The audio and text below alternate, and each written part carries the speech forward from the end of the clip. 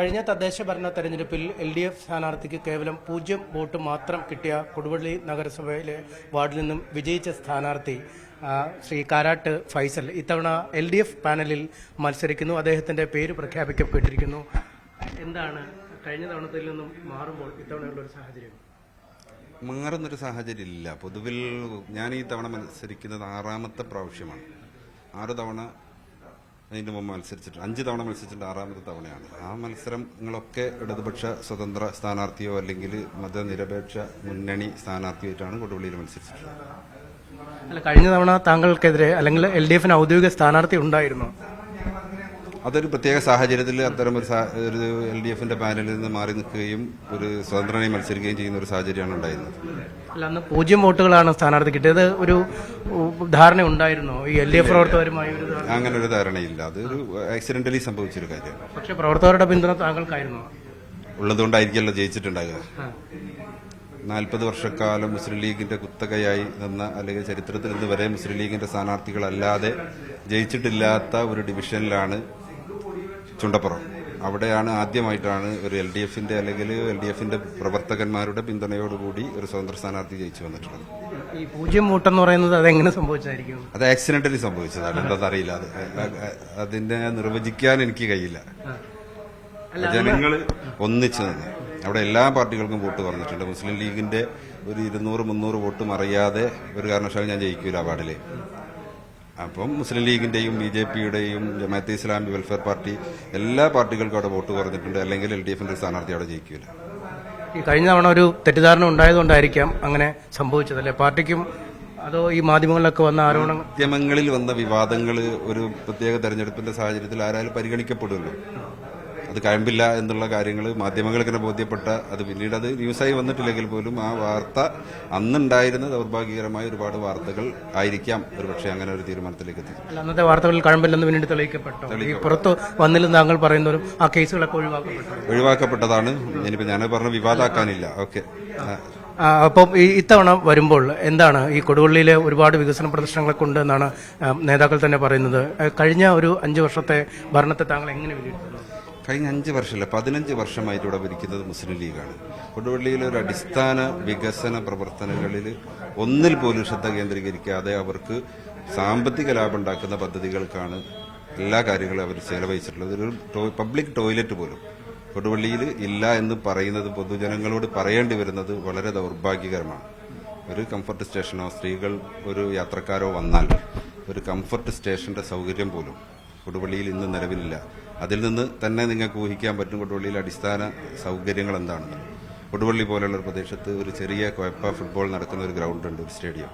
അതുപോലും ഒന്ന് മെയിൻറ്റെയിൻ ചെയ്ത് കൊണ്ട് നടക്കാൻ ഈ മുനിസിപ്പാലിറ്റിക്ക് തയ്യാറല്ല. യുവജനങ്ങൾക്കോ വിദ്യാർത്ഥികൾക്കോ സ്ത്രീകൾക്കോ പൊതുജനങ്ങൾക്കോ ഒരു ആനുകൂല്യവും കിട്ടുന്ന രീതിയിലുള്ള ഒരു പ്രവർത്തനവും ഈ 15 വർഷമായിട്ട് നടത്താൻ കഴിയാത്ത ഒരു ഭരണ സംവിധാനത്തിന് അല്ലെങ്കിൽ ഒരു മുന്നണിക്കെതിരെയാണ് ഒരു ജനകീയ പോരാട്ടം ഇത്തവണ നടക്കുന്നത്.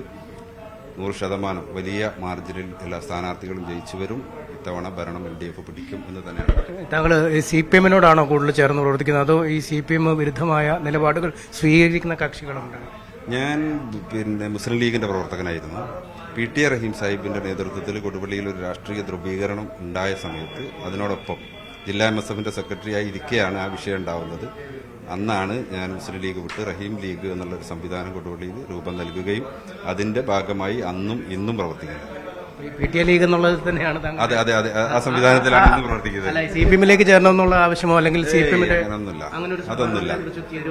ഒന്നും തീരുമാനിക്കേണ്ട കാര്യമില്ല. അത്രയും പ്രവർത്തന സ്വാതന്ത്ര്യമുള്ള ഒരു മുന്നണിയാണ്. എല്ലാ ആളുകളെയും പരിഗണിച്ച് ഉയർത്തിക്കൊണ്ടുവരുന്ന കൊടുവള്ളിയിൽ പ്രത്യേകിച്ച് ഒരു ബഹുജന കൂട്ടായ്മ പോലെ രൂപം കൊള്ളുന്ന ഒരു സംവിധാനമാണ് കൊടുവള്ളിയിൽ ഉണ്ടാവാറുള്ളത്. PT ലീഗിന്റെ ആളായിട്ട് തന്നെയാണ് ഇപ്പോഴും താങ്കൾ നിൽക്കുന്നത്? അതെ, ഇന്ന് വരെ അതേ അവസ്ഥയിലാണ് നിൽക്കുന്നത്. ആ സംവിധാനം നിലനിൽക്കുമ്പോഴും അതിൽ തന്നെ ഉണ്ടാവും. അല്ല, കഴിഞ്ഞ തവണ മത്സരിക്കാൻ നേരത്തും അങ്ങനെ ഒരു കക്ഷിയുടെ ആളായിട്ട് തന്നെയാണ് താങ്കൾ മുന്നോട്ട് വന്നത്. പക്ഷെ അന്നത്തെ ഒരു കാര്യത്തിൽ CPM ഇടപെട്ടതാണ് സംഭവിച്ചത്. അതല്ല, ആ വിവാദം ഞാൻ പറഞ്ഞില്ലേ, ആ വിവാദം ഉണ്ടാകുന്ന സമയത്ത് സ്വാഭാവികമായിട്ട് സംഭവിക്കേണ്ട കാര്യങ്ങളൊക്കെ സംഭവിച്ചിട്ടുണ്ട്. അത് അത്രമാത്രം. അല്ല, അതിൽ ഒരു വ്യക്തത, ഈ താങ്കൾ സ്ഥാനാർത്ഥിയായി നിൽക്കുമ്പോൾ തന്നെ ആളുകൾക്കൊരു സംശയം തോന്നും, ഈ കേസുകളൊക്കെ ഒഴിവായോ, അല്ലെങ്കിൽ താങ്കൾക്ക് എന്താണ് പിന്നീട് സംഭവിച്ചതെന്ന്. ഈ നയതന്ത്ര കേസ് തന്നെ താങ്കളെ ചോദ്യം ചെയ്ത് ജസ്റ്റ് അതിനുപരി വേറെ എന്തെങ്കിലും നടന്നിരുന്നു? ഒന്നും നടന്നിട്ടില്ല. നിങ്ങളൊക്കെ വാർത്താക്കി വലിയ സംഭവമാക്കി 24 മണിക്കൂർ കണ്ടിന്യൂ ഏറെ ചെയ്ത കാര്യങ്ങളിൽ ഒരു വസ്തുതയില്ലായിരുന്നു. പിന്നീട് താങ്കളെ ഒരു കാര്യത്തിനും വിളിച്ചിട്ട് കസ്റ്റംസും എൻഫോഴ്സും ഒന്നും വിളിച്ചിട്ടില്ല? ഒന്നുമില്ല. ആരും പിന്നെ അതുമായി ബന്ധപ്പെട്ടിട്ട് ഇതുവരെ ബന്ധപ്പെട്ടിട്ടില്ല. കരിപ്പൂരിലെ കേസോ അതും കോടതി ഒഴിവാക്കി എന്നാണ് ഞാൻ മനസ്സിലാക്കുന്നത്. അതിലൊന്നും ഉണ്ടായില്ല. അപ്പം ഈ മറ്റ് കേസുകളൊന്നും നിലവിലില്ല. അപ്പൊ അഗ്നിശുദ്ധി വരുത്തിയാണ് ഇത്തവണ മത്സരിക്കുന്നത്. അന്നും അത് അങ്ങനെ തന്നെയാണ്. ഒരു കേസും ഞാൻ പ്രതിയായ ഒരു കേസും നിലവിലില്ല. പക്ഷെ ആ മീഡിയ വാർത്തകൾ വിവാദമായി എന്നുള്ളത്. അപ്പൊ ഇത്തവണയും വലിയ വിജയം തന്നെ ഉണ്ടാവും. 100%. ഈ എല്ലാം കലങ്ങി തെളിഞ്ഞു വന്നു. അത് മുന്നണിക്ക് മനസ്സിലായി. കലങ്ങിയിട്ടില്ല. ഇവിടെ കൊടുവള്ളിനെ സംബന്ധിച്ചിടത്തോളം അങ്ങനെ ഒരു കലക്കം ഉണ്ടായിട്ടില്ല. പിന്നെ വലിയ ഭൂരിപക്ഷത്തിന് സൗത്ത് കൊടുവള്ളിയിലെ ജനങ്ങൾ എന്നെ തെരഞ്ഞെടുക്കുമെന്ന് തന്നെയാണ് ഞാൻ പ്രതീക്ഷിക്കുന്നത്. അല്ല, കഴിഞ്ഞ തവണ പിണറായി സർക്കാർ രണ്ടാമതെത്താൻ വന്നപ്പോൾ പോലും വലിയ പ്രചരണം ഉണ്ടായിരുന്നു ഈ സ്വർണ്ണക്കടത്തുമായി ബന്ധപ്പെട്ട്. പക്ഷേ അത് അന്നും ജനങ്ങൾ തള്ളിക്കളഞ്ഞ ഒരു കാര്യമായി തന്നെയാണ് താങ്കൾക്ക് തോന്നുന്നത്. അന്ന് ഒന്നും പിന്നീട് സംഭവിച്ചിട്ടില്ല. വലിയ വലിയ കാര്യങ്ങളിൽ ഞാൻ പ്രതികരിക്കേണ്ടതില്ലല്ലോ. അത് ഇപ്പൊ അത് മാറിയല്ലോ. എന്നൊക്കെ കാണുന്നത് പിന്നെ വിവാദ വ്യവസായി എന്നാണ് ഇപ്പൊ കാണുന്നത്.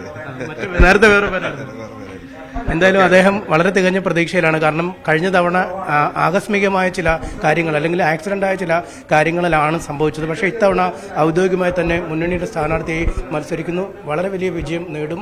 ഒപ്പം കേസുകളിലും മറ്റുമൊക്കെ ഒരു കൃത്യമായ ധാരണ വന്നിരിക്കുന്നു. അതിൽ താൻ പൂർണ്ണമായും കുറ്റവിമുക്തനായിരിക്കുന്നു, അല്ലെങ്കിൽ ഇതുമായി ബന്ധപ്പെട്ട ഒരു നടപടികളും തനിക്കെതിരെ ഉണ്ടായിട്ടില്ല എന്നാണ് അദ്ദേഹം വ്യക്തമാക്കുന്നത്.